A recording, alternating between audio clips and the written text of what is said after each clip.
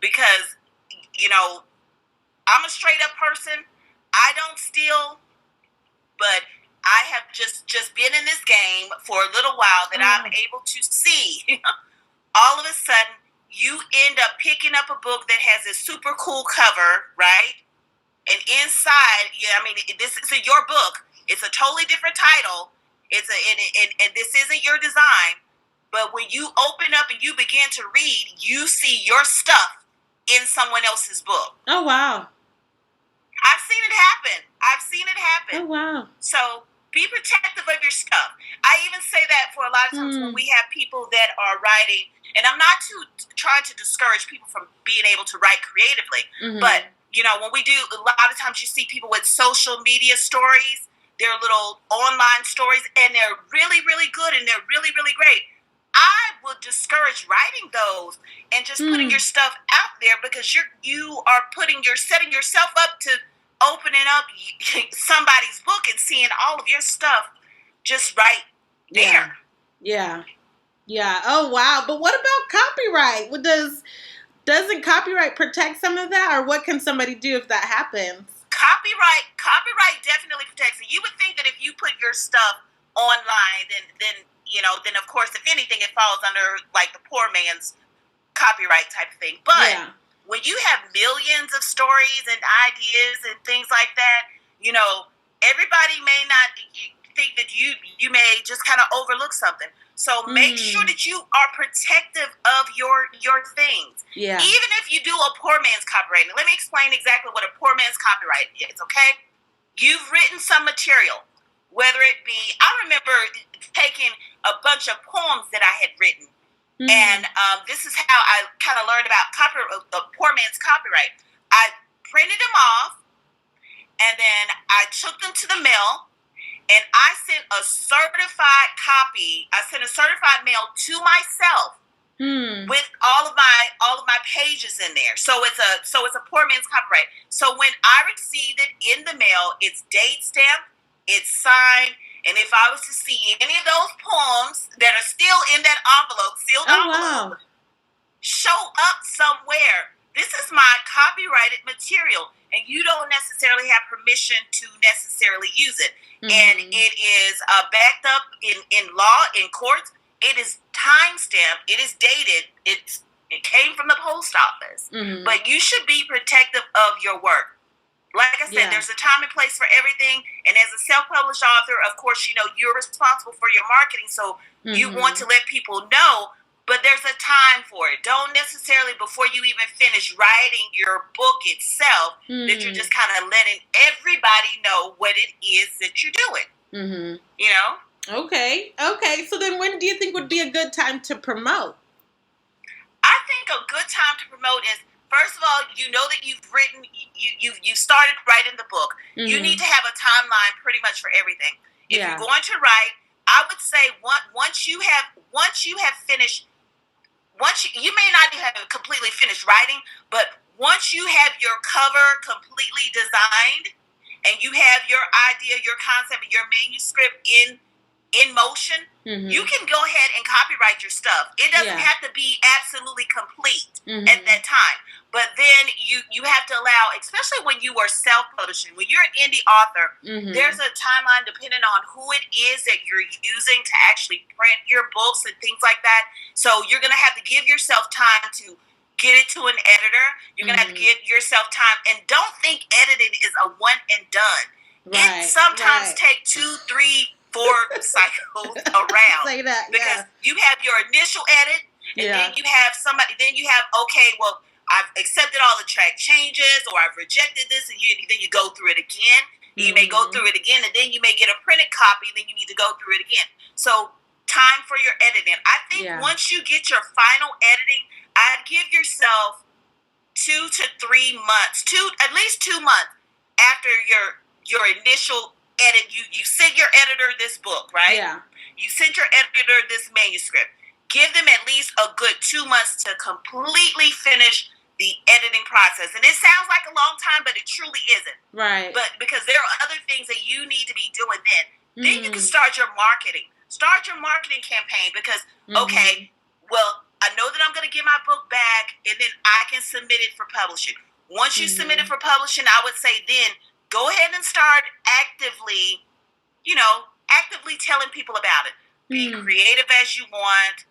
This is your baby. At the end of the day, this is your product. Right. This is what you're going to be selling. So it's up to you. Unless you hire somebody to do that for you, because they do have people. You do have people that you can hire to do that for you. Yeah. But then that's when you start marketing. I'd say if you write a book before your release date, before your release month, I'd say start marketing up to at least 6 months out from that point, and you should be good.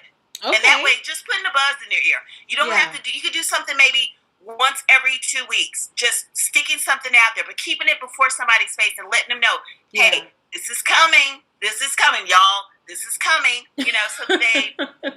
So that you're continuously building your first of all, you're informing your current readers, or if you're brand new to the game, you are getting people interested in what it is that you're getting ready to share. Yeah. And those that are interested in it, especially an avid reader, and people that like a really good story, or people that are just nosy. Yeah. Especially if you write a memoir, right. That's just the truth. So, I mean, you get them interested, they will be looking forward to it. Okay, so that made me think about your upcoming book now, No Residue. How is that coming along?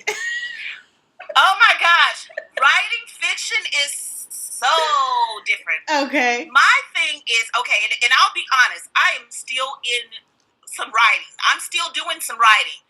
And I guess another piece of advice is do not allow anyone to rush you in your writing process. Okay. Especially when you're writing creatively. Yeah. Because whereas I thought that this would probably be, maybe a 150-page book, maybe, brand new, maybe it is like kind of increasing. And I know my editor will make sure that we get this straightened out and fix it up.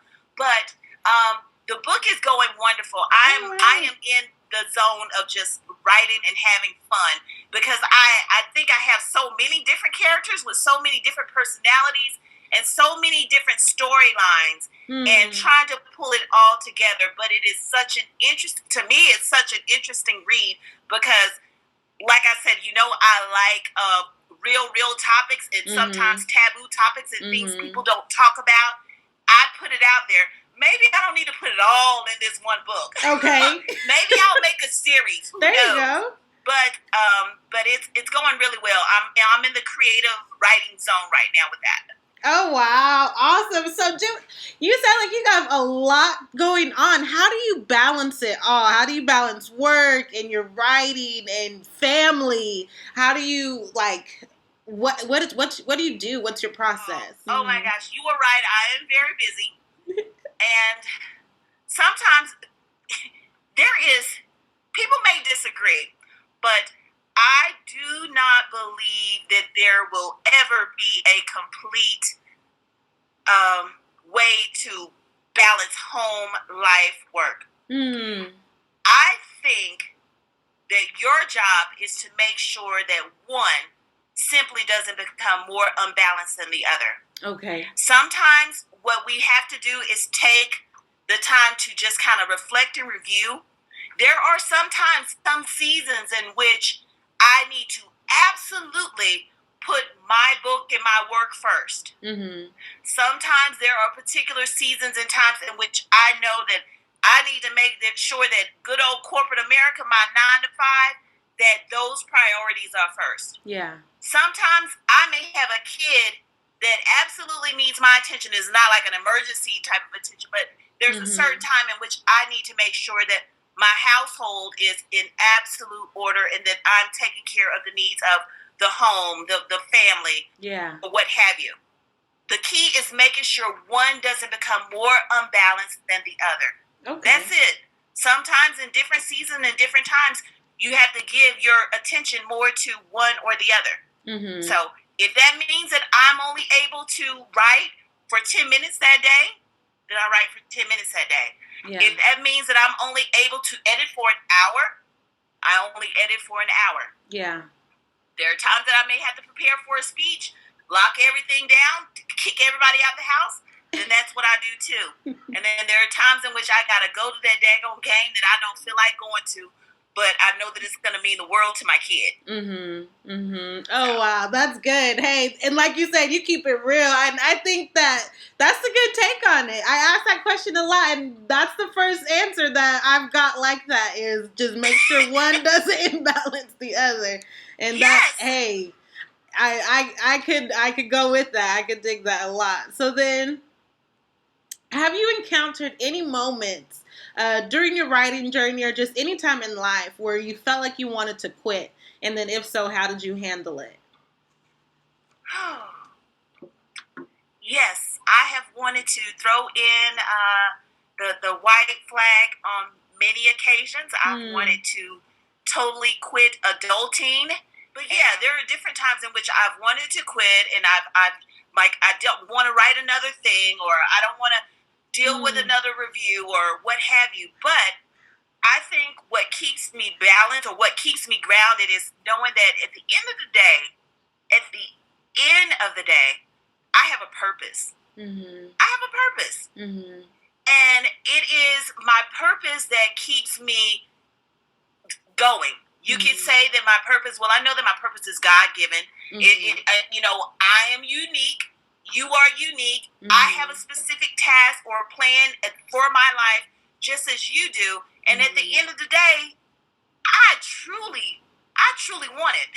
Yeah. I want it, and I want it bad, because I know that what He has for me is so much greater than what I have for myself, and He meaning God. What God has for me is so much greater than anything that I absolutely have for myself. And I'm like, this is part of my purpose. I have different bumps and lumps along the way, but I absolutely cannot quit.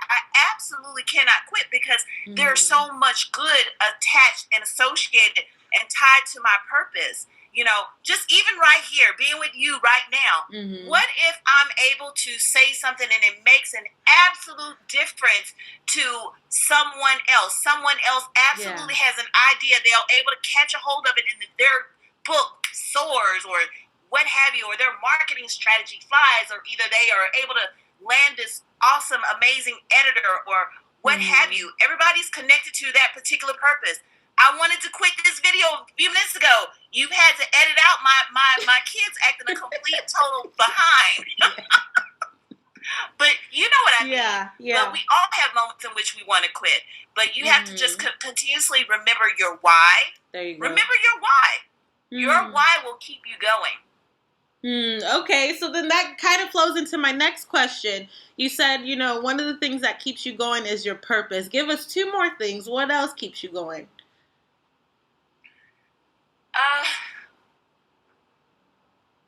Purpose is one for sure. My desire just for, and maybe it's because I've gotten older and I've just kind of learned, my desire to just truly want better. And I think when you become a parent, of course, you want to make sure that your kids have more than you did, and that your kids are, even though our parents raised us the best they could, and they could be great parents, whatever, you're not taking away from them.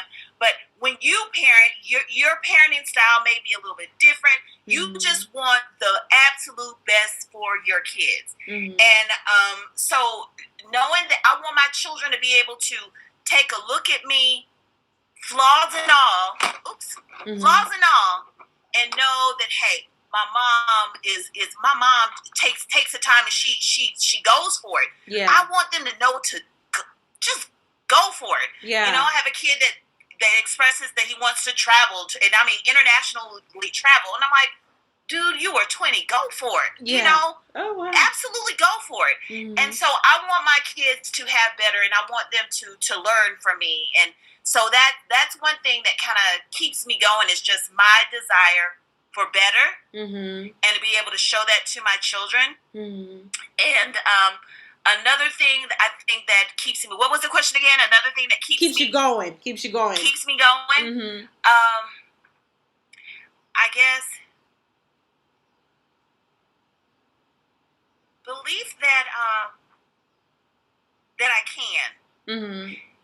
Believing in myself. Believing that, hey, I have a good product. And my story may not necessarily be your story, or either this novel, this may not be your genre, or this may not be your thing. But just believing in the creative process and believing that I can, Yeah. you know. I have, like I said, there's lots of us out here, and we're all writing, and we have so many different people, but you know, I can do this. Somebody's gonna like it. Yeah. Somebody other than myself is going to like it, because it can get discouraging when you're writing and you're like, oh, nobody's really supported me.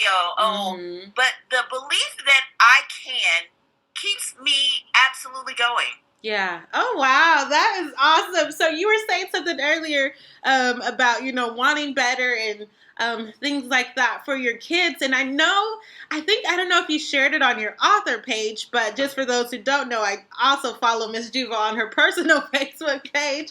Your daughter, did she just launch a clothing line, or can you talk about that a little bit? Oh, yeah. My daughter, she is a super creative. Oh my gosh. Okay. She is, first of all, oh gosh, she does so many things. One of the things that she does, she has 2 businesses. Oh, wow. She has one business called Two Valid Stylings. And Two Valid Stylings is a design where she design a digital design type of thing. So she does logos, she does book covers, album covers, cartoon artwork, basically a lot of logos, business designs, just any type of digital type of design type of things. That's what she does with Two Valid Stylings. And then she also has Two Valid Clothing, because with her being the creator that she is and that she loves fashion and stuff anyway, it kind of went hand in hand. So she created this line called Two Valid Clothing. And so she has some really cool hoodies that she calls,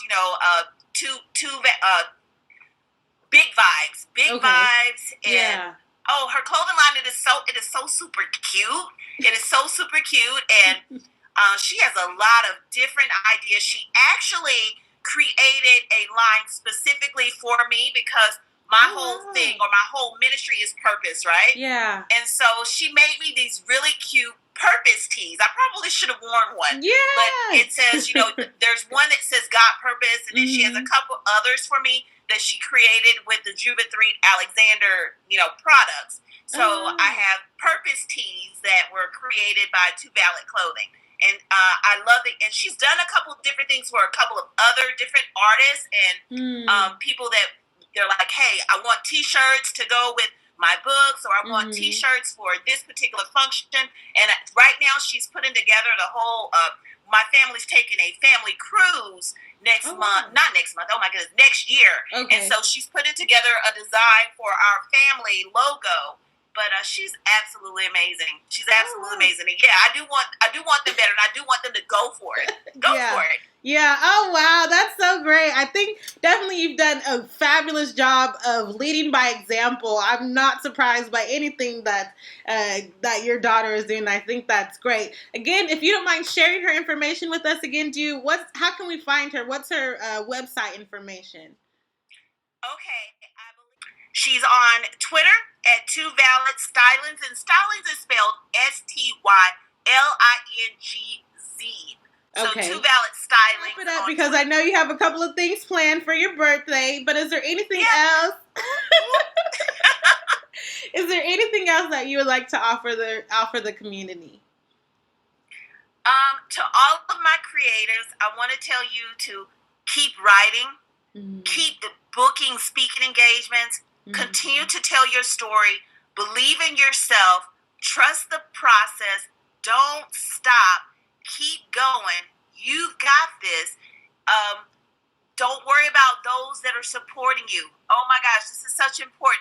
Don't worry about those that will support or not support. Those that are assigned to you and are assigned to your project, your mission, your purpose, they're going to come to you.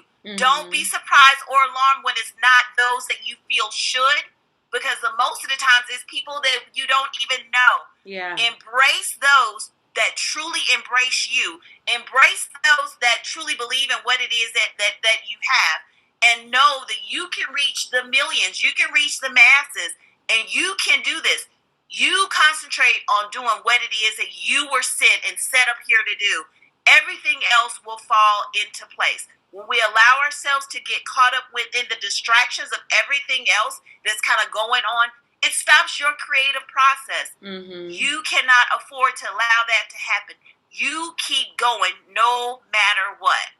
Yes. Okay. Awesome. Thank you so much. And I hope you have a great afternoon. I'll talk to you later. Thank you. Thank you so much for having me. Oh my gosh, I absolutely love Win Publications. You are the bomb. Thank you.